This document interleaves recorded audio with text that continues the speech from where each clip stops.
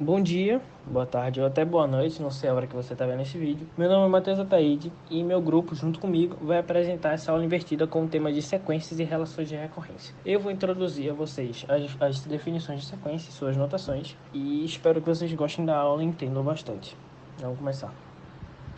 Sequência nada mais é que uma sucessão de elementos. E esses elementos podem ser outras sequências, conjuntos ou até números. E que ela seja, mas tem uma condição, ela tem que ser de forma ordenada. Ou seja, para cada elemento tem seu termo respectivo, definido pelo seu índice, que é o nzinho que está ali embaixo, na escrito AN.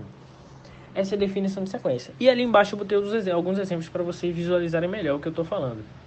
Ali eu coloquei a sequência dos números pares, coloquei ali a sequência dos números primos.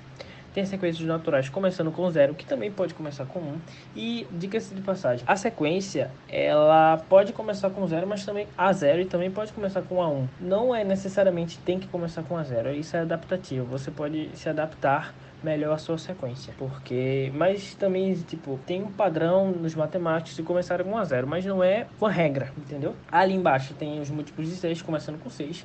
E por último, eu coloquei uma sequência de 1 a 9, ou seja, uma sequência finita. Coloquei ela especialmente para vocês abrirem um pouco a cabeça e não acharem só que existem sequências infinitas. Existem sequências finitas também, e aquela lá é um exemplo delas. Aí vocês podem estar pensando, eu não sei o que passa na cabeça de vocês, mas vocês podem estar pensando, pô, Matheus, visualmente a sequência parece muito com o conjunto. E realmente parece, mas eu vou esclarecer melhor porque elas são diferentes e tem uma certa diferença. Ali no canto esquerdo tem um conjunto que eu defini como A e ele é igual a outro. Acabei de afirmar isso. E não tem nada que se vocês quiserem, vocês podem me rebater, mas não tem nada que prove que eles são diferentes. Entendeu? Agora, se eu falasse que eles fossem uma sequência, não seriam sequências iguais. Por quê? Tá vendo que o terceiro termo de ambos são diferentes? Que seria o termo A2, começando com A0. São diferentes. Só isso já basta para eu declarar que eles são sequências diferentes. Por quê? Porque não está ordenado igual. Não tem ordenação de elementos? Pronto, não está ordenado igual. Aí isso prova que são sequências diferentes, consequentemente prova que sequência é diferente de conjunto. Como está escrito ali no texto, a principal diferença é que não existe a ordenação dos termos no conjunto. Aí agora eu vou falar outro termo para vocês, que é a notação de sequência. O que é uma notação de sequência? Ela serve para descrever uma sequência, entendeu? Vamos nos referir a sequência uma só vez e com a forma de fazer isso é a notação de sequência. Ali está um exemplo, que é o AN com N pertencentes naturais. Isso descreve basicamente todo o AN. Todo não, pois tem alguns ANs, vamos supor, das sequências finitas, que está ali embaixo, o quarto exemplo, que tem um AN diferente, mas ali é um AN com N pertencentes naturais, ou N maior ou igual a 0. Isso resume o AN, ou seja, descreve uma sequência por inteiro, entendeu? Se fosse uma sequência finita, como está o quarto exemplo, vamos supor, uma sequência de 1 a 10, seria um N com N menor ou igual a 10 e maior ou igual a 1, pois você não vai querer uma N 1 a 11, tendo só a 10, entenderam? E ali está uma observação importante que a escolha do A é totalmente arbitrária, ou seja, você pode escolher SN, que também é muito visto nesse ramo de sequências, um BN, um PN, enfim. Só que o AN é como se fosse um conjunto, os conjuntos matemáticos escolheram o AN como um padrão, mas não é regra. Agora, eu coloquei esse slide para declarar uma coisa muito importante. Uma sequência pode ser vista como uma função. E você pode perguntar, pô, Matheus, como é que isso acontece? Então, tem dois fatores de via regra que provam que isso pode ser visto. Primeiro, o AN ele nunca vai se repetir, ou seja, nunca vai ter 2 a 1, 2 a 2. E sempre vai ser sucessivo, entendeu? Sempre vai progredir, sempre vai ser uma sucessão de elementos, como é a definição de sequência. E ali, ó, como vocês podem ver no texto, a notação AN com N maior ou igual a 0, ela é uma função, onde o AN é a imagem de todo número natural N. Isso serve para literalmente qualquer fórmula que tu encontrar. Vamos supor, dos números, vocês vão ver um pouco mais na frente, dos números pares, uma sequência, que serve como AN igual a 2N. Para cada N natural, tem um AN respectivo, que seria o multiplicado por 2 do N natural. Para o zero, seria o zero, lógico que qualquer número multiplicado por zero é zero, mas no N natural 1 seria o AN2, que seria o A1, entendeu? E é isso. Isso é a definição de sequência que pode ser definida como uma função. Essa é uma sacada lógica muito importante para vocês entenderem os próximos tópicos que vão ser debatidos nessa aula. Aí agora, eu preparei esse slide para vocês olharem algumas sequências e tentarem adivinhar o próximo termo. Isso é uma atividade muito comum, né, internet afora, e eu vou fazer aqui com vocês. Lógico, tem alguns mais fáceis que as outras, mas então, no primeiro, vocês podem ver que é a sequência dos pares, então o próximo é o 12, depois é o 19, que é o dos primos. Ali é uma sequência invertida, que fica 7 menos 7, 7 menos 7, isso também pode ocorrer, e o próximo seria o menos 7. Enfim, vocês podem pausar para fazer isso depois, como uma atividade, mas enfim. Mas lembre que tem algumas que ficam mais difíceis, tipo a última. A última realmente é muito difícil, eu coloquei como atividade que eu acho que vocês não vão conseguir. Mas existem formas de saber qual é o próximo termo de uma sequência. Isso é incrivelmente importante para vocês conseguirem ver e não ficarem travados nos próximos slides que vão a partir a seguir, dos próximos professores. Mas, enfim, tá aqui, fórmula fechada e definição recursiva. Não vou entrar muito sobre esse tópico, só vou introduzir para vocês, porque eu não quero ocupar a didática dos meus outros professores, né, que são muito excelentes, mas eu vou explicar para vocês aqui.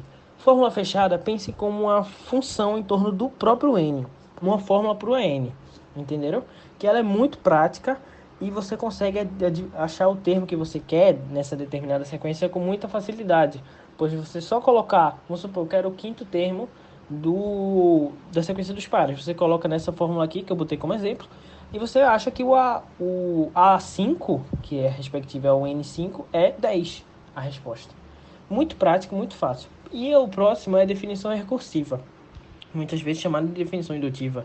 É uma maneira de definir sequência relacionando com termos anteriores, entendeu? Você depende de termos anteriores. Ela é muito mais trabalhosa, muito mais difícil de compreensão, porém ela tem sua importância, porque muitas vezes para você achar uma fórmula fechada, você precisa de uma definição recursiva. E ela tem uma condição inicial, uma condição primária, que ela precisa dos primeiros termos da sequência, senão não tem como você descobrir os outros termos. Porque, por exemplo, você precisa, nesse exemplo aqui, 2AN-1. Se você quiser o A5, você precisa descobrir o A4. E, respectivamente, A3, A2, A1, enfim. E você precisa de uma condição inicial, senão você não consegue progredir. E notem que esse exemplo que eu coloquei, ela é a mesma resposta que a fórmula fechada, porém um pouco mais trabalhosa. Eu me despeço aqui, espero que vocês tenham entendido minha parte, vocês vão ficar com professores muito bons na próxima sequência. E é isso. Bom dia, boa tarde, boa noite. Me chamo Vitor Hugo e eu vou falar um pouco sobre progressão aritmética, também conhecida como PA. Bom, o que é PA? PA não é uma sequência em si, mas sim a qualidade que uma sequência pode ter. Ou seja, cada termo ele vai ser o resultado da soma do termo anterior mais uma constante.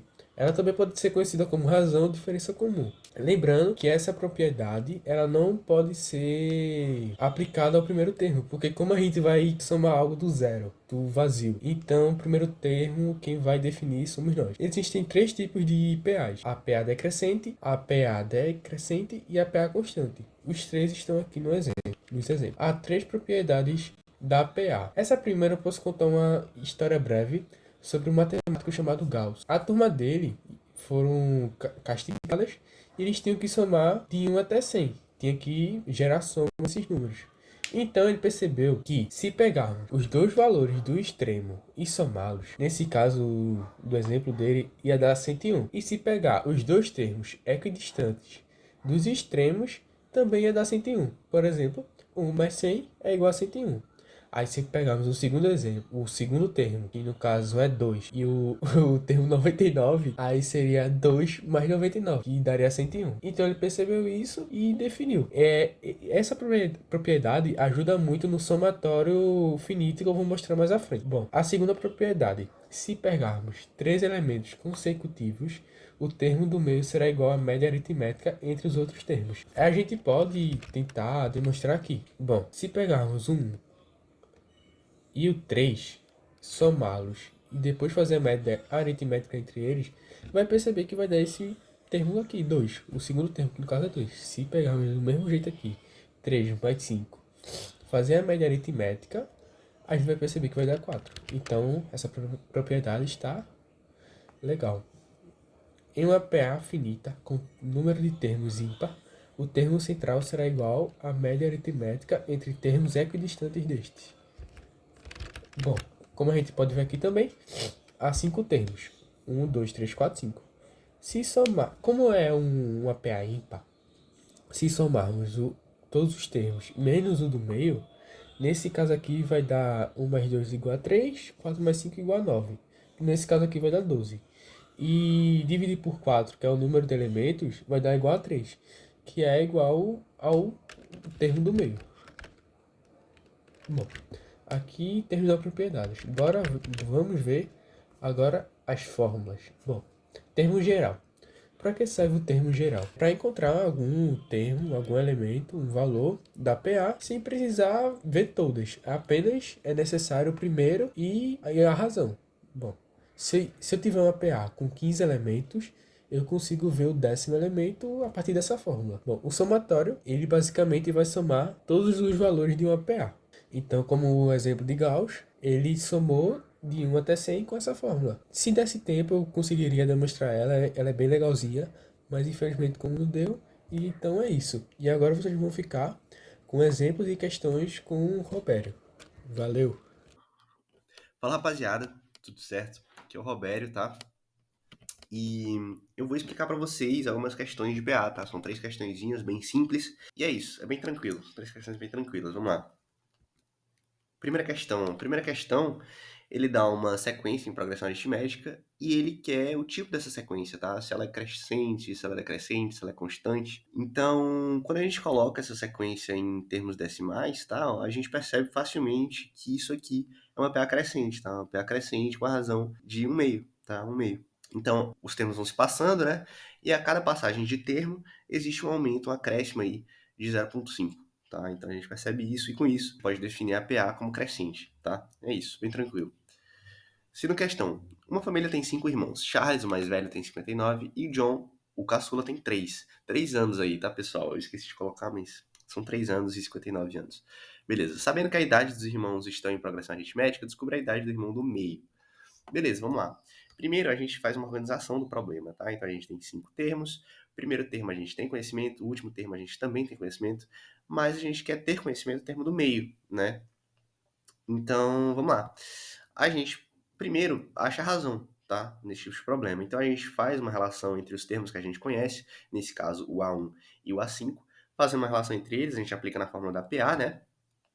Fazendo essa relação aqui, a gente faz as substituições, né? 59 menos 3 sobre 4, ou 59 menos 3 sobre 4, tá certo? 56 sobre 4 dá 14, tá, pessoal? Então essa é a razão que a gente procurava, tá? Aí, finalmente, a gente pode achar o elemento no meio, tá? A gente pode fazer essa relação tanto com o A1 quanto com o A5, tá? O A3 com o A1 e o A3 com o A5. Mas eu prefiro fazer com o A1 aqui, tá? Então, vamos lá. Com a A1, a gente faz as substituições também, a mesma forma, né? Aplica na fórmula da PA. Com a A3, vai ser igual a 3 mais 2 vezes 14, né? Vai ficar 28. 28 mais 3 são 31 anos, tá? Então, o termo do meio é 31, que demonstra que a idade do irmão do meio é 31. Tá, beleza. Mas é importante ressaltar aqui, nesse tipo de problema, que existe uma forma muito mais rápida de resolver, tá? A gente faz uma média aritmética, tá? Então a gente pega termos em uma sequência ímpar de PA, pessoal, a gente pode fazer isso, tá? Então pega os termos das pontas e faz uma média aritmética, tá? Faz a média aritmética e a gente vai achar o termo do meio. Então, uma sequência de 3, uma sequência de 5, uma sequência de 7, isso é possível, tá? Eu achava que isso era possível só em termos consecutivos, né? Então a gente pega o A1, o A2, o A3 e faz isso. Eu achava que se eu somasse, se eu fizesse a média aritmética entre o A1 e o A3, isso resultaria no A2, né? Eu achava que isso só seria possível em termos consecutivos. Mas na realidade não, né? Quando a gente entende de soma de Gauss, que é justamente essa, ele afirma que existe essa soma, né, entre termos equidistantes é sempre constante, a gente percebe que a gente pode aplicar isso para qualquer sequência ímpar, né? Para achar esse termo do meio. Tá? Então é bem, bem simples, bem mais outra maneira de resolver também, tá? Vamos lá. Terceira questão. Terceira questão, também bem simples, né? Determine a soma dos 10 primeiros termos de uma PA, em que o primeiro termo é igual a 5 e a razão é igual a 3. Vamos lá. Então, novamente, a gente faz a organização do problema, tá? A gente tem o A1, a gente tem a razão e a gente quer a somatória dos 10 primeiros termos, tá? Então, vamos lá. Aqui é a fórmula do somatório da PA, né? Sn igual a S1 ou igual a 1 mais AN vezes N sobre 2, tá? Então a gente faz a substituição para o S10 e a gente percebe que a gente vai precisar do A10, né? A gente já tem o A1, a gente já tem o N, mas a gente precisa do A10. Então vamos atrás do A10. Achando o último elemento. Vamos lá, para achar o A10 a gente faz a relação com a com A1 com A10, né? O A1 é o que a gente tem, a razão a gente também tem, então vamos lá. Fazendo as substituições, né? A gente sabe que o A1 é igual a 5, a razão é igual a 3, e aí 5 mais 9 vezes 3 vai dar 27 mais 5, né? 27 mais 5 é 32. Então, o A10 é 32. Achamos o A10, beleza? Então, tá resolvido, né? A gente pode simplesmente fazer a soma. A soma vai ser simplesmente aplicar na fórmula, né? Então, a gente já tem o A1, já tem o A10, a gente já tem o N também, né? Então, soma tudo isso, a gente vai ter 5 mais 32 vezes 10. A gente vai ter 370, não é isso? 32 mais 5, 37. 37 vezes 10, 370. 370 sobre 2, a gente vai ter 185, né? Então, essa é a soma dos primeiros termos, dos 10 primeiros termos dessa PA, tá? É bem tranquilo, vocês viram, né? PA, são os exercícios aí. Bem tranquilos, exercícios bem fáceis. E é isso. Vou deixar vocês agora com PG. Meu nome é Lucas Lucena e eu vou ser o responsável por conduzir aqui o nosso estudo sobre progressão geométrica, mais conhecida como PG. Vamos lá, o que é uma progressão geométrica? Uma progressão geométrica, ela nada mais é do que uma sequência de termos, onde esses termos eles vão ser relacionados através de uma razão. E essa razão é um valor fixo e vai servir para nós podermos prever os termos seguintes e os termos anteriores também. Diferentemente da PA, onde para a gente saber um termo específico da nossa sequência, a gente tinha que pegar o termo anterior e somar a razão, na PG, para a gente saber um termo específico, a gente vai pegar o termo anterior e multiplicar pela razão. Nesse primeiro exemplo aí, nós temos uma razão, uma PG, onde a razão é igual a 5. A gente pegar o primeiro termo e multiplicar por 5, vamos para o segundo termo. Se a gente pegar o segundo termo e multiplicar por 5, vamos achar o terceiro termo. Para a gente encontrar qual é a razão nessa PG aí, basta a gente pegar qualquer termo e dividir pelo termo anterior. Se a gente pegar o termo A2, que é o 25, e dividir pelo termo A1, que é 5, que é o primeiro termo. Se a gente fizer essa divisão, a gente vai ter um valor que é 5. Se a gente pegar o terceiro termo, que é 125, e dividir pelos 25, que é o segundo termo, a gente também vai ter 5. Ou seja, esse valor fixo aí, essa relação entre os números, a gente vai chamar isso de razão. Eu vou agora falar um pouquinho sobre os tipos de PG. Existem 4 tipos. O primeiro é uma PG constante, cuja razão ela é igual a 1. A PG constante, a razão vai ser igual a 1. Ou seja, todos os elementos eles vão ser constantes. Vamos lá. Se eu pegar o primeiro termo aí e multiplicar pela razão, que é igual a 1, eu vou para o segundo termo. E esse segundo termo ele vai ser igual ao primeiro. Por quê? Porque eu estou multiplicando por 1. A razão é igual a 1. Para a gente encontrar a razão nessa sequência aí, basta a gente pegar qualquer termo e dividir pelo termo anterior, né? Então, se a gente pegar o terceiro termo, que é 2, dividir pelo anterior, que é 2 também, a gente vai ter 1. Na PG crescente, ela vai acontecer de duas formas. A primeira é quando o primeiro termo ele é positivo e a razão ela é maior do que 1. Vamos lá, o primeiro termo aí, no caso, é 1 e a razão é 3. Então, se a gente pegar o primeiro termo e multiplicar por 3, a gente vai ter o segundo termo, que é 3 também. Se a gente pegar o segundo termo, que é 3, e a gente multiplicar pela razão, que é 3, a gente vai ter o terceiro termo, que é 9. Se a gente pegar o 9 e multiplicar por 3, a gente vai ter o 27 e assim por diante, de uma forma crescente. A segunda forma de acontecer uma PG crescente é quando temos o primeiro termo negativo e a razão entre 0 e 1. Nesse caso aí, o primeiro termo é menos 8, ou seja, negativo. A razão, nesse caso aí, para a gente calcular, né, é só a gente pegar qualquer termo. Se a gente pegar o menos 4 e dividir por menos 8, a gente vai ter meio. Então, a razão nesse caso é meio, ou seja, um valor entre 0 e 1. Então, a gente pega o primeiro termo negativo, menos 8. Multiplica pela razão, que é meio. A gente vai para o segundo termo, que é menos 4. Se a gente pegar o menos 4 e multiplicar pela razão, que é meio, a gente vai para o terceiro termo, que é menos 2. Ou seja, a gente pode perceber que nessa sequência aí, nessa PG, os termos estão ficando cada vez menos negativos. Se eles estão ficando menos negativos, eles estão ficando maiores. Se eles estão ficando maiores, a PG é crescente. Na PG decrescente, vamos ter dois casos também. Nesse primeiro exemplo, é quando o primeiro termo ele é negativo e a razão ela é maior do que 1. Nesse caso, a razão é 3.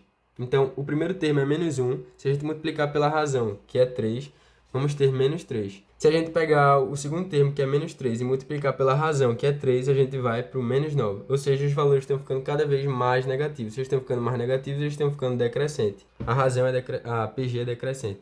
O segundo caso de acontecer uma PG decrescente é quando o primeiro termo ele é positivo e a razão ela é um valor entre 0 e 1. Nesse caso aí, a razão é 1/3. Se eu pegar o primeiro termo, 81, e multiplicar por 1/3, eu vou ter 27. Se eu pegar o 27 e multiplicar por 1/3, eu vou ter 9, e assim por diante, e isso vai acontecer de uma forma decrescente. O último caso de PG é a PG oscilante, que é quando a razão ela é negativa. Se a razão for negativa, a PG vai ser oscilante, ou seja, os valores eles vão oscilar entre valores positivos e negativos. Nesse caso aí, a razão é menos 2. Então, se eu pegar o primeiro termo, que é 3, e multiplicar por menos 2, eu vou chegar a menos 6. Se eu pegar o menos 6 e multiplicar por menos 2, eu vou chegar a 12, porque menos com menos vai ficar positivo, vai ficar 12. Se eu pegar o 12 e multiplicar pela razão, que é menos 2, eu vou chegar a menos 24 e assim por diante, né? Agora vamos lá, as propriedades. Existem duas propriedades principais na PG. A primeira propriedade é a propriedade que diz que cada termo de uma PG ele é igual à média geométrica de seus termos vizinhos. Primeiramente, para entender essa propriedade, a gente primeiro precisa entender o que é uma média geométrica. A média geométrica entre dois valores nada mais é do que a raiz quadrada da multiplicação desses valores. Então, um exemplo bem abstrato, a média geométrica entre A e B é a raiz quadrada de A vezes B. Então, se eu pegar qualquer termo aí dessa PG, se eu pegar o segundo termo, no caso, que é 4, e a média... Esse 4, ele vai ser igual à média geométrica dos termos vizinhos. Quem são os termos vizinhos ao 4? É o 2 e o 8. Então, esse 4 aí vai ser igual a raiz quadrada de 2 vezes 8. A raiz quadrada de 16. Se eu pegar o 8, ele vai ser igual à média geométrica de 4 vezes 16. O que é a média geométrica de 4 vezes 16? É a raiz quadrada de 4 vezes 16. A raiz quadrada de 64. O 8 realmente é a raiz quadrada de 64. Se a gente pensar de uma maneira contrária, uma lógica contrária, a gente também pode afirmar que se a gente pegar qualquer termo dessa PG, no caso, se eu pegar o 4 e elevar ao quadrado, esse termo elevado ao quadrado vai ser igual à multiplicação dos termos vizinhos. Vamos lá. Se a gente pegar o 4 e elevar o 4 ao quadrado, o 4 ao quadrado, que é 16, é igual à multiplicação de 2 e 8, que também é 16. Se eu pegar o 8 e elevar ao quadrado, que é 64, isso vai ser igual à multiplicação dos termos vizinhos, que é igual a 4 vezes 16, que é igual a 64 também. Vamos lá. A segunda propriedade nos diz que o produto dos termos equidistantes de uma PG finita é constante. Então, vamos lá. Aí tem um exemplo de uma PG finita. O produto dos termos equidistantes é o quê? É se eu pegar o primeiro termo e multiplicar pelo último termo, isso vai ser um valor igual a se eu pegar o segundo termo e multiplicar pelo penúltimo termo, que vai ser igual ao terceiro termo multiplicado pelo antepenúltimo. Esses termos são equidistantes. Então, vamos lá. Se eu pegar e multiplicar pelo último termo. 1 vezes 243. Vamos ter 243. Se eu pegar o 3 e multiplicar pelo 81, também vamos ter 243. Se eu pegar o 9 e multiplicar pelo 27, também vamos ter 243. Então, o produto dos termos equidistantes vai ser um valor constante. E agora, por último, a gente vai ver as fórmulas para calcular certas coisas nas nossas progressões geométricas. Então, vamos lá. A fórmula do termo geral. O que é a fórmula do termo geral? A fórmula do termo geral é para a gente saber calcular um termo específico. Se a gente quer calcular qual é o terceiro termo daquela PA. Então, no lugar desse AN, esse N aí, ele vai representar o termo que a gente quer calcular. Então, no caso, se a gente quer calcular o terceiro termo, seria A3. O A3 é o quê? É o A1, é o primeiro termo, vezes a razão elevado a N menos 1. Ou seja, o A3 é igual ao A1 vezes Q elevado a 2. Por que esse N menos 1? Vamos lá, se a gente voltar aqui no slide anterior, e a gente pegar esse exemplo, 2, 4, 8, 16. Vamos lá. Se eu quero chegar no terceiro termo, o que é o 8, o que é que eu vou fazer para chegar no terceiro termo? Eu vou pegar o primeiro termo e multiplicar pela razão 2 vezes. Se eu quiser chegar no quarto termo, eu vou pegar o primeiro termo e multiplicar pela razão 3 vezes. Se eu quiser chegar no quinto termo, eu vou multiplicar pela razão quantas vezes ao primeiro termo? Eu vou multiplicar pela razão 4 vezes. Então, sempre você multiplica pela razão n menos 1, entendeu? Então, eu estou multiplicando pela razão elevado a n menos 1. Nesse caso do somatório infinito, a gente vai utilizar para calcular uma soma de termos determinada. Se eu quiser somar os 5 primeiros termos de uma PG, por exemplo, esse n vai ser igual a 5, né? porque eu quero somar os 5 primeiros termos. Fazer isso utilizando essa fórmula é muito mais rápido, e muito mais prático e muito menos cansativo do que se a gente fosse calcular pela fórmula do termo geral. Quem era o primeiro termo, quem era o segundo termo, quem era o terceiro, o quarto. A gente calcular tudo isso e somar seria muito melhor do somatório finito. Já no somatório infinito, a gente vai utilizar quando a PG ela vai ser infinita e a gente consegue sim calcular o somatório dos termos dessa PG, mesmo sendo infinita, através dessa fórmula, 1 dividido por 1 menos Q. Porém, uma observação importante é que para a gente utilizar essa fórmula aí, o Q, ele vai ter que a razão, ele vai ter que ser um valor entre 0 e 1. E agora eu vou deixar com vocês o nosso amigo André Campos trazer alguns exemplos de aplicações dessas fórmulas e de conceitos de PG para ficar muito mais claro na memória de vocês e de uma forma mais prática assim. Muito obrigado. Agora que Lucas trouxe um pouco mais da visão geral de como funciona a APG, vamos agora para alguns exercícios, tá? O primeiro exemplo que eu vou trazer aqui é tentando trazer já para a área de computação e a gente já começar a treinar, tá bom? O primeiro exemplo é que você tem disponível 1023 GB em seu banco de dados. E a cada novo usuário que você cadastra em sua plataforma, ele consome 2 vezes mais espaço que o usuário anterior ocupou, tá? E aí, sabendo que o primeiro usuário utilizou 1 GB de memória, quantos usuários eu posso ter nessa plataforma fictícia, né? E aí, a gente vai começar a separar algumas informações que tem aqui no texto. Então, a gente tem 1123 gigabytes, né, para ser utilizado. Então, toda vez que eu colocar um novo usuário, né, eu vou acabar meio que somando o quanto ele consome, né? E essa soma de quanto ele está desses usuários, né, tem que ser igual a 1023. Não sei se vocês já começam a perceber aqui, a gente vai usar algumas coisas que Lucas falou no slide anterior, tá? Que é a soma de PG, principalmente para descobrir a quantidade de gigabytes que eu posso estar utilizando. E aí vamos já começar na resolução, tá? Vamos lá. Dados que a gente tem. A gente tem disponível 1023 gigabytes, né? A nossa razão é de 2, então ele dobra a cada novo usuário. Então a gente tem a fórmula para descobrir o AN como AN, que é igual a 2 vezes AN menos 1, tá? E o nosso A1 é 1 GB. Então vamos lá. Na soma de todos os usuários, a gente vai ter que ter 1023 GB. Então, vamos pegar aqui a fórmula da soma de PG, tá? Que está aqui no lado esquerdo. E essa soma de todos os usuários tem que dar 1023. Então, vamos colocar esses dados aqui nesse primeiro passo, tá? Então, como é que é a soma de uma PG?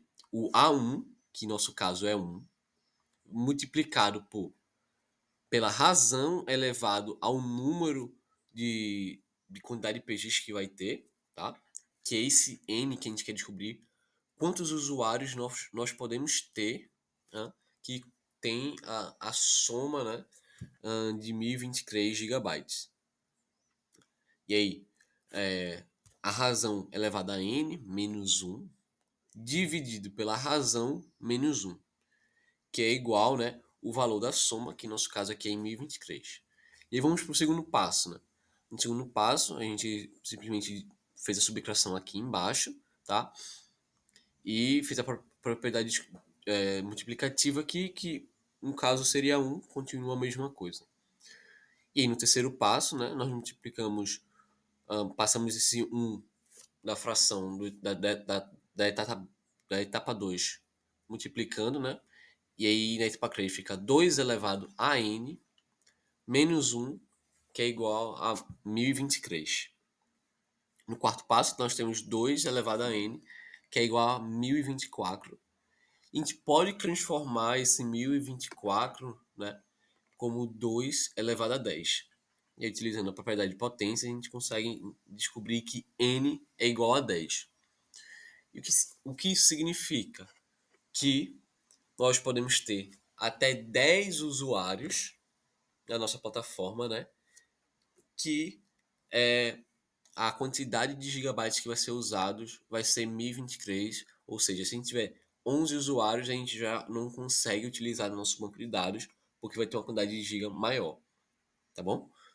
Espero que tenha ficado clara a questão. Vamos para agora para a outra questão, tá? A outra questão diz o seguinte: uma inteligência artificial está sendo treinada. Ela começa analisando 1000 casos e a cada nova análise ela diminui 1/3 do que ela analisa. Então ela começa com 1000 casos e na próxima análise que ela vai fazer, ela vai diminuir em 1/3 a quantidade de casos, porque ela já está sendo treinada ali. Então cada vez mais ela vai precisar de menos casos para ser analisados. Tá?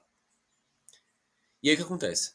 Se a próxima análise que ela for fazer for um número menor do que 1, diz que a inteligência artificial está treinada. Ou seja, ela começou com 1000 casos e vai diminuindo 1/3, 1/3, 1/3. Se na próxima diminuição que houver de 1/3 o valor for menor do que 1, né, ela não vai precisar mais ser treinada. Ela já é considerada inteligência artificial que já está treinada, então não precisa fazer a próxima análise. E aí, tendo esses 1000 casos, né, quantas análises é preciso fazer, né, para que essa inteligência artificial seja treinada? E vamos colocar as nossas observações no próximo slide. Vamos lá. A gente quer saber qual é o valor de n, né? Qual é o AN que é igual a 1, né? Por quê?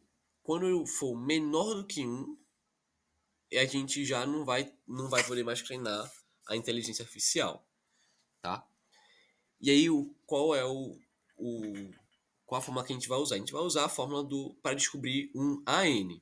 Então, um AN é igual a 1 vezes a razão elevada a n menos 1. Então, a gente está fazendo o quê? Qual é o AN que é maior do que 1? Qual é o último valor que é maior do que 1?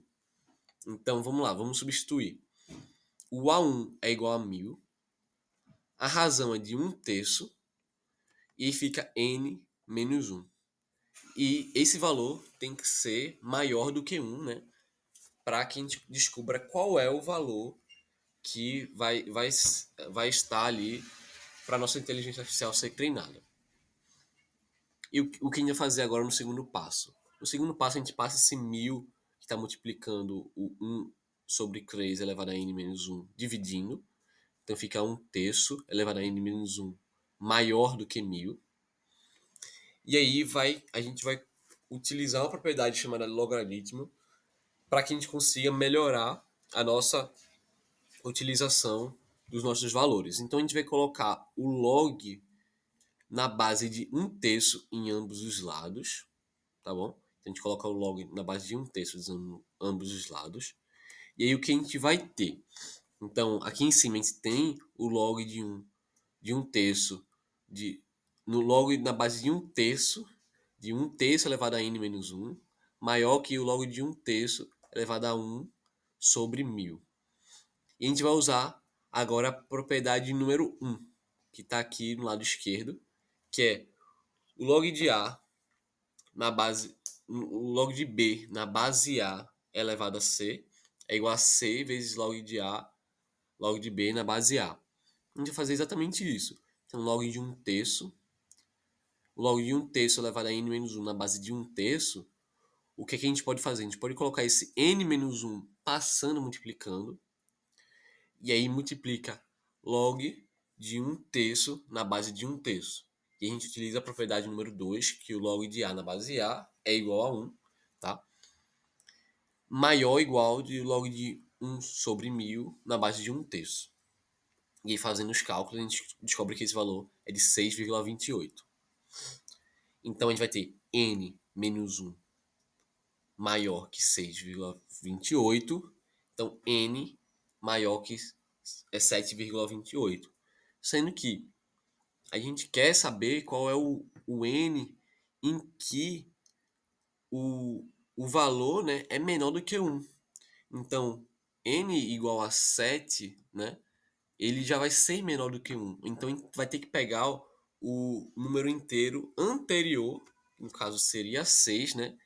E aí, quando a gente pegar esse número 6, ele vai ser maior do que 1, tá ok?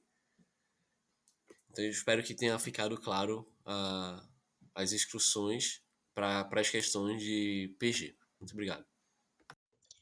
Agora que já vimos as sequências aritméticas e geométricas, vamos para os números triangulares. Os números triangulares são a sequência numérica formada a partir da soma de números naturais consecutivos a partir de 1. Observe essa sequência: 1, 3, 6, 10. Como ela é formada? O primeiro termo é o número 1 por convenção. O segundo termo é 1 mais 2, resultando em 3. O terceiro termo é a soma de 1 mais 2 mais 3, resultando em 6. Perceba que o próximo termo é sempre formado pela soma do termo anterior mais o próximo natural consecutivo. O quarto número triangular, 10, é a soma de 6, o termo anterior, mais 4, e assim por diante. Agora, por que eles são chamados de números triangulares? Pitágoras defendia que todas as coisas são números e o princípio fundamental de tudo seria a estrutura numérica. A partir de estudos da escola pitagórica, eles perceberam que se organizassem um conjunto de números como pontos em um plano, acabariam surgindo figuras geométricas. Esse seria o conceito de números figurados. E os números triangulares são os figurados mais famosos, perdendo só para números quadráticos. Agora analisem. Essa sequência aritmética? Não, porque a diferença entre 3 e 1 é 2, mas entre 6 e 3 é 3. Tampouco ela é geométrica, visto que 3 dividido por 1 é 1 e 6 dividido por 3 é 2. Números triangulares são a sequência parcial da soma de uma sequência aritmética de razão 1, ou seja, uma sequência 1, 2, 3. E por isso é possível encontrar uma fórmula geral a partir da fórmula do somatório de uma PA, vista anteriormente. A fórmula geral para encontrar o enésimo número triangular, Tn, é o somatório de uma progressão aritmética finita, onde o primeiro termo é 1 e n é a posição do número na sequência. Aqui estão algumas das aplicações para números triangulares. Como podemos obter triângulos a partir dessa sequência, é possível formar outras figuras geométricas, como quadrados, pentágonos e hexágonos, como vemos na figura. Além disso, também é possível resolver o problema dos apertos de mão. Suponha que haja N pessoas em um grupo e cada pessoa cumprimente todas as outras com um aperto de mão. O objetivo do problema é determinar o número total de apertos de mão que ocorrem sem contar as repetições. Em uma sala com N mais uma pessoas, a primeira pessoa aperta N mãos, a segunda aperta N menos 1 e assim por diante, onde cada pessoa cumprimenta todas as outras exatamente uma vez. O número de apertos de mãos é igual ao enésimo número triangular. Vamos a um exemplo para que essa afirmação fique mais clara. Em uma festa, todos os convidados se cumprimentam com um aperto de mão. Se 13 pessoas estavam na festa, quantos apertos de mão ocorreram? Como o problema envolve uma sala com N mais uma pessoas e a questão informa que haviam 13 pessoas na festa, igualamos esses dados e encontramos N igual a 12. Substituindo na fórmula geral para números triangulares, encontramos o valor 78, que indica a quantidade de apertos de mão que ocorreram na festa e também é um número triangular. Dando prosseguimento ao conteúdo de sequências e relações de recorrência, meu nome é Thalisson e eu irei introduzi-los ao ajuste polinomial de sequências. Ok, mas o que seria esse ajuste polinomial de sequências?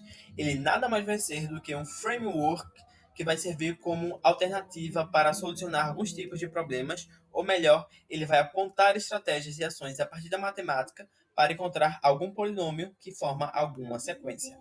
Ok, mas dado esse conceito, como que eu consigo aplicá-lo de maneira prática? Bom, trouxe aqui um exemplo que vai facilitar melhor isso tudo bem para vocês. Sara, ao fazer a lista de P1, ela observa uma sequência de números que aparece em seu código e resolve anotá-lo em seu caderno, ficando da seguinte maneira: 2, 6, 15, 31, 56. Uma sequência que não é aritmética nem tampouco geométrica, como vimos que nossos amigos falaram anteriormente. Porém, talvez a sequência de diferenças seja aritmética. Ok, mas o que seria essa sequência de diferenças? Bom, de maneira simples, vai ser o ato de isolar dois termos de uma sequência e subtraí-los da direita para a esquerda, seguindo o número de seus elementos. E dada essa sequência, né, informada por Sara, 2, 6, 15, 31, 56, precisa primeiramente de uma denominação, né, de uma definição, sobretudo, para entender ali a lógica que forma, né, essa sequência de diferença. Bom, e pela matemática, essa sequência inicial é atribuída como delta zero, ou melhor, uma diferença de ordem zero ou uma variação de ordem zero. Sendo assim, ao fazer a sequência de diferenças dessa sequência zero, é possível obter a sequência delta 1, né, que é a sequência de ordem 1, né, que pela subtração do 6 com 2, do 15 com 6, do 31 com 15, do 56 com 31, obtivemos ali a sequência delta 1 de 4, 9, 16, 25. Porém, essa sequência delta 1, ela ainda nos é um pouco vaga para conseguir entender ali e fazer o ajuste polinomial, sobretudo, né? Logo, precisamos ali também aplicar em cima do delta 1 uma nova sequência de diferenças, certo? Que ao aplicar, obtivemos ali a subtração 9 com 4, 16 com 9, 25 com 16, que obtivemos a sequência delta 2, que já tem ali um caráter um pouco diferente, pois 5, 7, 9 possui ali a sua razão em comum, e quando uma sequência possui uma razão em comum, ela tem caráter de progressão aritmética, certo? Porém, ainda assim, ainda possuindo o caráter de progressão aritmética, a nossa sequência delta 2 ela ainda não está ali numa constância que é necessária para a gente ajustar polinomialmente, né, digamos assim, essa nossa sequência, certo? Logo, fazendo ali ainda em cima do nosso delta 2, a sequência de diferenças, obtendo o delta 3, que claramente se torna constante por ser a razão, né, da progressão aritmética que ali consta no delta 2, formando ali a sequência 2, 2, 2, 2, 2, a depender, né, da quantidade dessa sequência, que formando ali nosso delta 3 e formando a sequência que mostra a constância, né, que ela viabiliza a constância, certo? Com isso, é importante a gente entender a ordem de uma diferença, né? Para a gente também não ficar muito perdido em todos esses conceitos que vão ser necessários para entender não só o ajuste polinomial, mas como a resolução do polinômio em si, tá? E a ordem de uma diferença, ela é declarada a partir da primeira sequência de diferenças, somando mais um para cada diferença logo após ela. Ou seja, é bem simples de entender, porque dada a sequência que é o delta zero, né, que é a primeira sequência, e fazendo ali as sequências de diferenças, obtendo as sequências de primeira ordem, segunda ordem, terceira ordem, a depender ali da necessidade da sequência dada. Né? Nesse caso, seria uma sequência de terceira ordem, porque foi necessário chegar na terceira ordem, fazer ali 3 processos de sequência de diferenças para obter a constância dessa sequência, certo? E como é que fica ali o ajuste ao polinômio, né? Já que achamos a constante, e quando a gente acha essa sequência constante, é quando sabemos qual é o grau do polinômio, finalmente.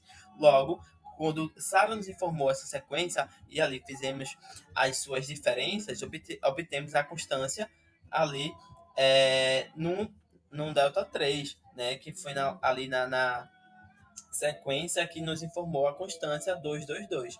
Logo, o polinômio dessa sequência formada por Sara vai ser um polinômio de grau 3. Iremos ajustá-lo ali na medida em que temos a nossa equação polinomial de terceiro grau, né? Que nesse caso, né, foi dada por AN elevado a 3 mais BN elevado a 2 mais CN mais D enquanto termo independente, certo? Então, juntando todos esses conceitos que são primordiais para entender não só o ajuste polinomial, mas a resolução do polinômio em si, dada a sequência, temos aqui uma questão para fixar melhor esses conceitos. tá? Como um bom aluno de cálculo, Figueiredo observou na Copa do Sim que a quantidade de comida na geladeira crescia de maneira exponencial. Atenção. Dessa forma, eles resolveram anotar uma sequência de alimentos que eram estocados no eletrodoméstico à medida em que se passavam os dias. Sendo assim, o início da sua anotação ficou 1, 2, 4, 8, 16, 32, 64. A partir disso, faça as diferenças, nesse caso, a sequência de diferenças, né? E indique o grau do polinômio na sequência analisada. Certo. Temos aqui a sequência dada por Figueiredo, que é 1, 2, 4, 8, 16, 32, 64. O que a gente faz primeiro, né? Para adquirir ali a nossa sequência que se aproxime de um polinômio, que se aproxime ali de um delta n que seja constante, né? Fazemos ali a nossa sequência de diferenças. Porém, ao subtrair 2 menos 1, 4 menos 2, 8 menos 4, 16 menos 8, 32 menos 16, 64 menos 32, a gente começa a ver que não há muita evolução ali de uma sequência para outra, dependendo das suas primeiras ordens, segunda, terceira. A gente começa a notar que não há uma evolução na sequência, que ela começa a se repetir. Logo, a gente nota que ela não é constante, que não há constância nessa sequência dada por Figueiredo, né? Logo, a gente nota também que a sequência ela não tem ali um caráter aritmético, ela tem um caráter geométrico. Logo, por ter esse caráter geométrico, o ajuste polinomial ele não consegue se aplicar nessa sequência, certo? Por ela nunca sair do lugar, ter essa impressão de nunca evoluir. Ok, mas afinal, após encontrar o grau do polinômio, entender toda essa questão de ordem de uma diferença, de sequência de diferença, como que eu posso aplicar o polinômio, como que eu posso resolver esse polinômio e desenvolvê-lo, sobretudo, né? A partir de um método chamado diferenças finitas, que vocês vão entender melhor agora. Fala aí, pessoal, tudo bem? Tranquilo? Meu nome é Matheus Guerra e agora eu vou apresentar sobre o método das diferenças finitas, que é um assunto complementar ao ajuste polinomial, né, que foi apresentado anteriormente por Thaleson. Mas enfim, o que de fato é o método das diferenças finitas? Ele nada mais é que um mecanismo que é utilizado para encontrar a fórmula fechada em forma de um polinômio de grau k de uma sequência com a diferença de grau k constante. E assim, essa definição pode até ser um pouco confusa para você que está tendo um primeiro contato com esse conteúdo, né? Mas ao longo da aula vocês vão entender cada vez mais o assunto e vão perceber que é de fato um assunto fácil e tranquilo para o entendimento de todo mundo, né?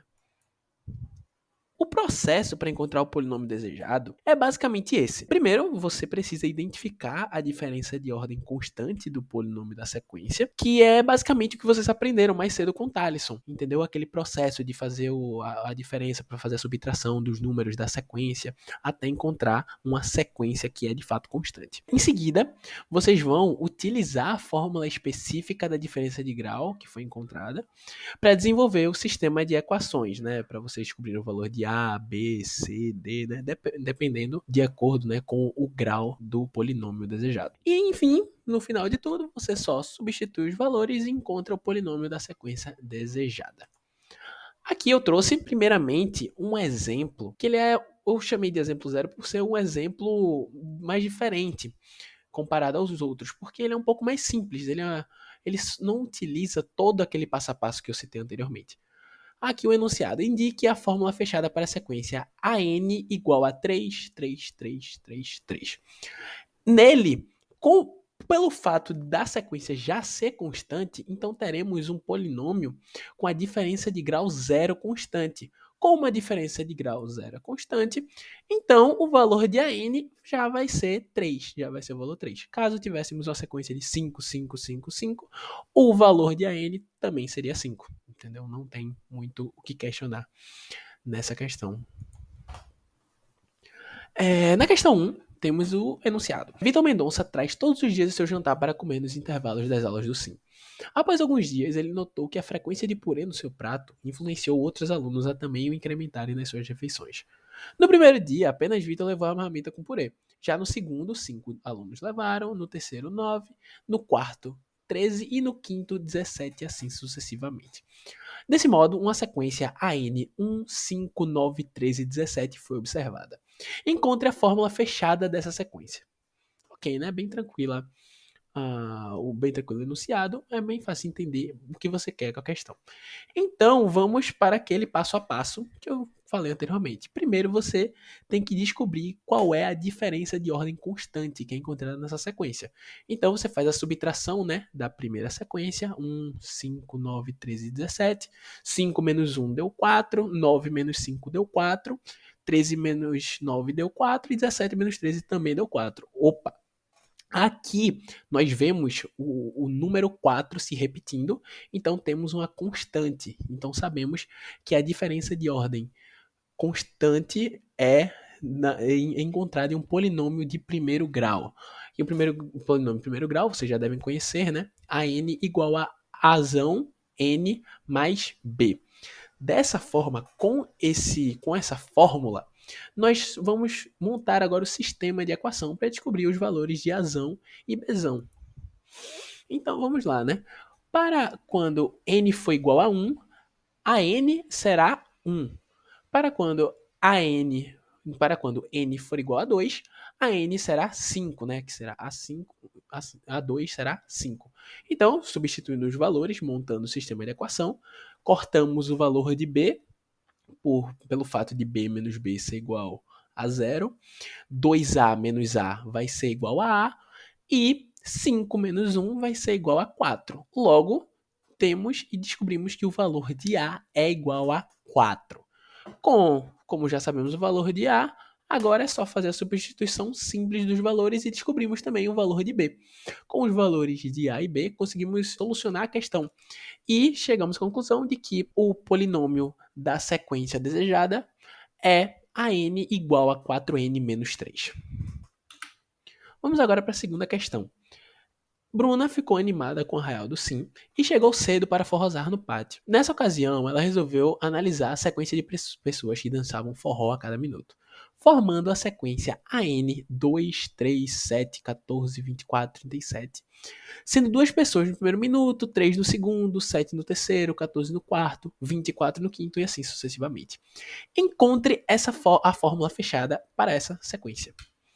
Mais uma vez, é uma questão semelhante, então vamos fazer o mesmo processo.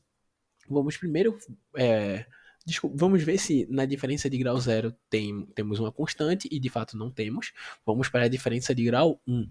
Com a diferença de grau 1, não encontramos mais uma vez uma constante. Continuamos com 1, 4, 7, 10, 13, que é inclusive uma progressão aritmética. E em seguida, quando fazemos mais uma vez a diferença desses valores, descobrimos que finalmente temos uma constante. O número 3 se repete e então descobrimos que o polinômio dessa sequência será de grau 2, será de segundo grau. Então, né, temos aquela famosa fórmula, né, de AN igual a Azão n ao quadrado mais Bzão n mais C. Ok?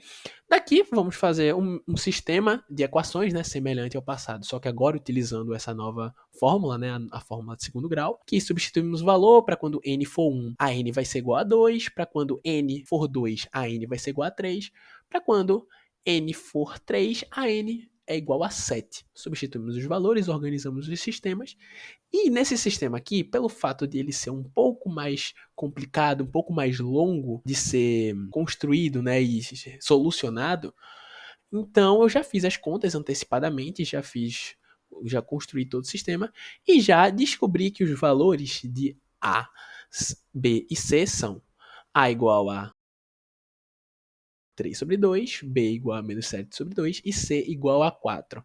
Agora, né, a parte mais fácil, né, de todo o processo, nós só substituímos os valores na equação base, então teremos a n igual a 3 sobre 2 n ao quadrado menos 7 sobre 2n mais 4.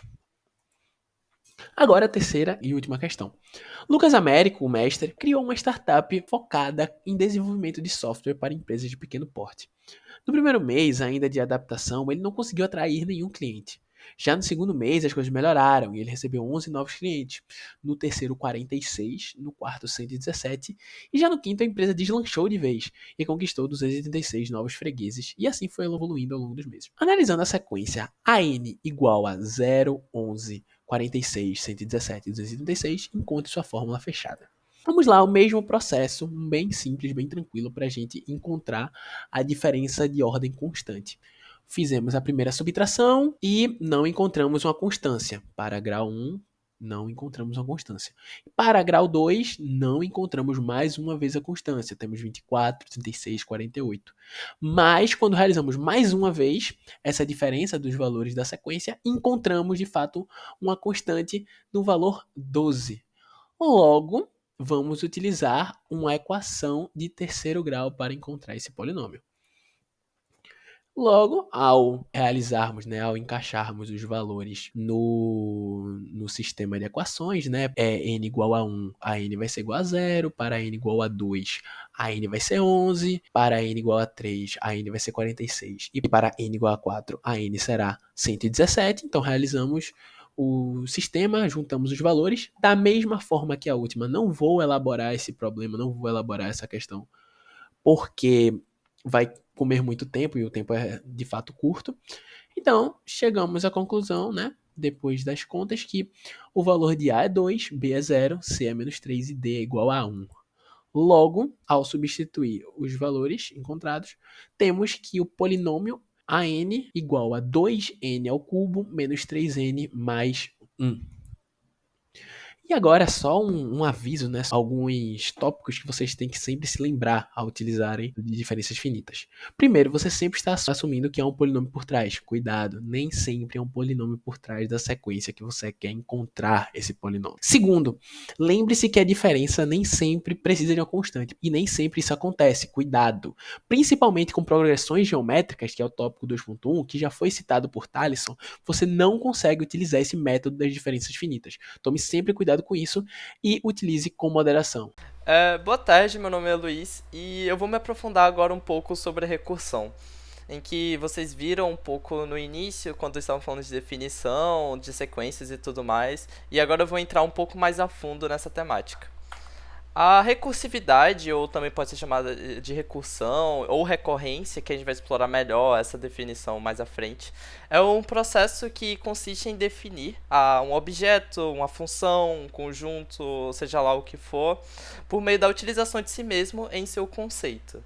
Talvez essa definição não tenha ficado tão clara em primeiro modo, então eu trouxe um exemplo mais visual para que vocês possam observar melhor esse efeito ocorrendo propriamente.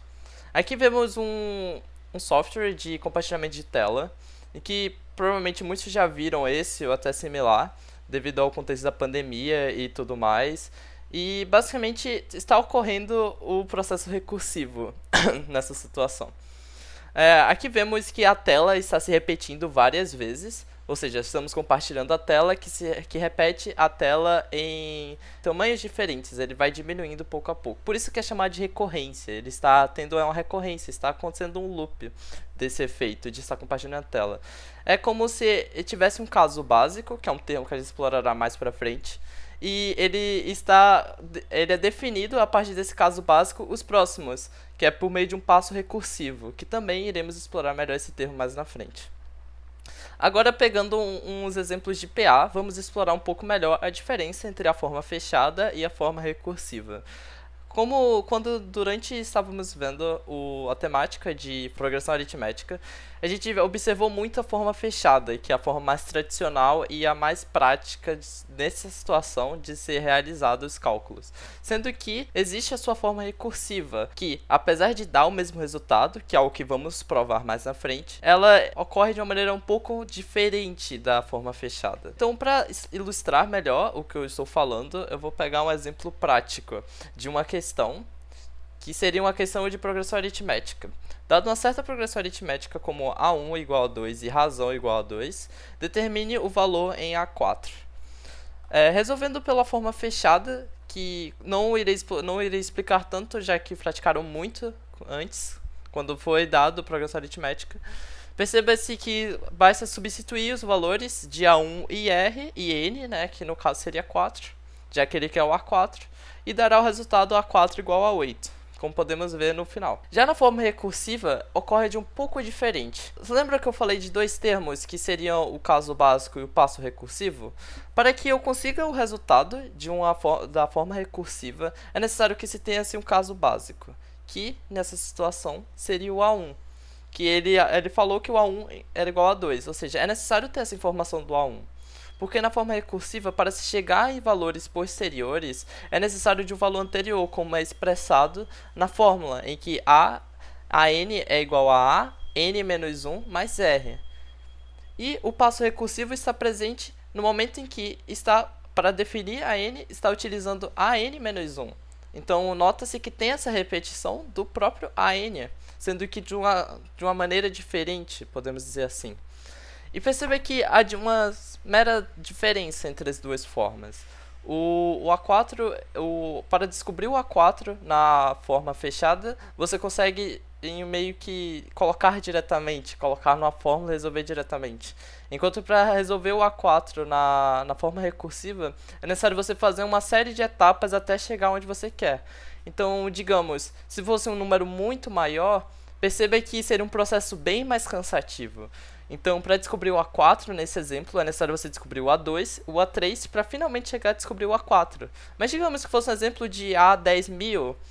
A10.000 você teria que fazer até chegar em 10.000. Então, perceba que existem situações em que a forma recursiva será mais complexa. Entretanto, existirão outras formas que a forma recursiva será mais fácil, que serão exemplos abordados mais à frente.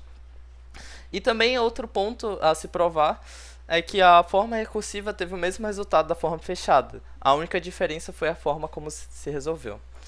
Agora, para finalizar, eu vou falar um pouco sobre o uso da recursão na programação.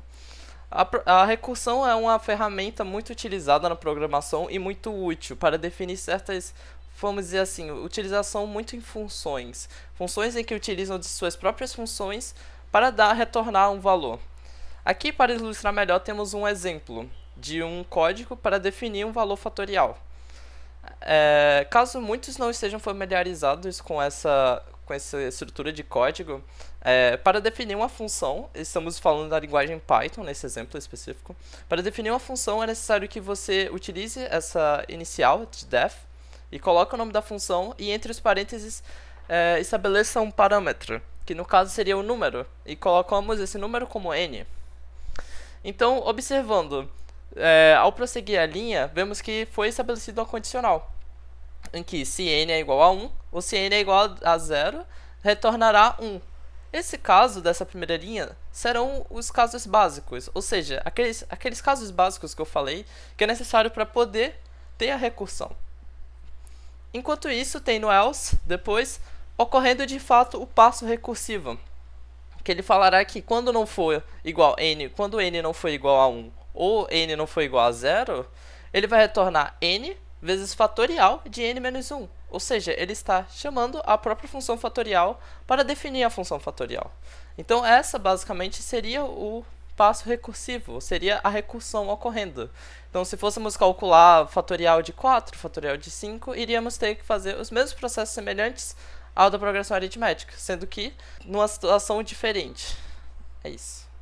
Bom pessoal, boa noite, meu nome é Ismael e eu vou mostrar para vocês agora alguns exemplos de recursão. Bom, multiplicação por recursividade. A ideia de multiplicação pode ser reduzida recursivamente como sendo consecutivas adições. Então, no caso de A vezes N, temos que A vezes N não é nada mais que A mais A mais A, um total de N vezes.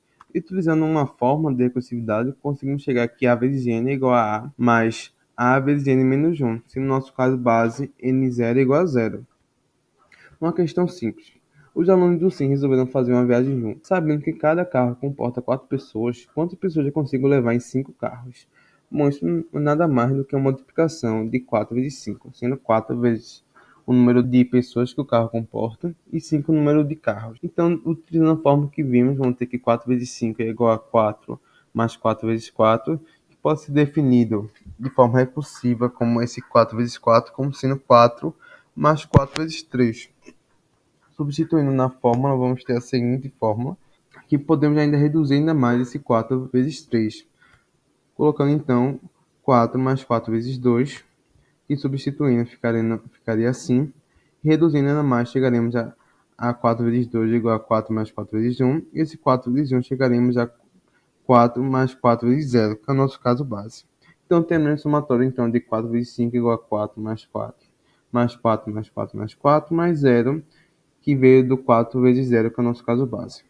Então, teremos então que um total de 20 pessoas conseguiriam levar em 5 carros. A sequência de Fibonacci. A sequência de Fibonacci é uma sequência numérica e cada termo é a soma dos dois termos anteriores, sendo definido recursivamente como A igual a menos 1 mais A menos 2. Nesse caso, nós temos dois casos base. Nosso caso base sendo A0, que é igual a 0, e nosso caso base A1, que tem o valor de 1. Bom, qual seria então o sétimo termo da sequência de Fibonacci? Bom, utilizando nosso caso base, nós vamos poder calcular da seguinte forma. Qual seria então o sétimo termo da sequência de Fibonacci? Bom, já utilizando nosso caso base, A1 e A0, conseguimos saber o valor do segundo termo da sequência. Então, A2 é igual a A1 mais A0, aqui nós já sabemos o valor, sendo então A2 igual a 1. A3 seria então a soma de A2 mais A1, então seria 1 mais 1 sendo igual a 2. O A4 seria a soma do seu antecessor, que é A3 mais A2, então seria 2 mais 1 sendo igual a 3. O A5 seria então, seguindo essa mesma ordem, A4 mais A3, então seria 3 mais 2 igual a 5. O A6, o mesmo raciocínio, então seria 5 mais 3 igual a 8. E por final temos o A7, que é igual a 6 mais A5, então seria igual a 8 mais 5. Então 13 é o sétimo termo da sequência. O padrão de Fibonacci. Bom, esse padrão de Fibonacci, como vemos aqui na primeira imagem, em que temos um formando 2, 2 formando 3 e assim seguindo essa sequência, ele também encontrado na natureza, como no caso ao lado, que vemos uma concha. Então é mais uma coincidência, mais uma relação, né, entre a matemática e a natureza. A torre de Hanói. A torre de Hanói é um quebra-cabeça matemático que se utiliza de 3 torres de um número n de discos de tamanhos diferentes, organizado de ordem decrescente. Bom, o grande objetivo da torre de Hanói é mover todos os discos de uma torre para outra, respeitando as regras da torre de Hanói. E quais são essas regras? A primeira regra da torre de Hanói é que apenas um disco pode ser movido de cada vez. E a segunda regra é que um disco maior nunca pode ser colocado sobre um disco menor. Para resolver a torre de Hanói, vamos adotar alguns padrões. O primeiro dele é que vamos definir como a primeira torre sendo chamada de torre de origem, a torre que nós vamos mover os discos sendo torre de destino, e outra torre vai ser chamada de torre de auxílio. Outra convenção que vamos adotar é que quando tivermos um número ímpar de discos, vamos mover o disco primeiro para a torre de destino, e quando tivermos um número par de discos, vamos mover o primeiro disco para a torre de auxílio. Então, nesse caso, temos apenas um disco, né? Conseguimos mover ele diretamente com o movimento da torre de origem para a torre de destino. Então, com um disco são um movimento. Para mover dois discos, seguindo o padrão que concordamos, que quando tivermos um número par de discos, vamos mover o primeiro para a torre de auxílio. Então, o primeiro movimento seria movendo o primeiro disco para a torre de auxílio. O segundo seria mover o segundo disco para a torre de destino. E, por final, nós pegaremos o disco na torre de auxílio e colocaremos na torre de destino. Então, no total, são 3 movimentos para uma torre de Hanói com 2 discos. Para 3 discos, nós vamos fazer da seguinte forma. Conforme a gente for resolvendo a torre de Hanói, a gente vai deparar com essa imagem, em que teremos um disco na torre de origem e 2 discos na torre de auxílio. E para chegar nessa imagem, nós podemos definir como isso sendo nada mais nada menos do que mover 2 discos para uma torre. E nós sabemos que para mover 2 discos para uma torre são necessários 3 movimentos. Além disso, nós temos então que mover um disco da origem para a torre de destino, então seria mais um movimento.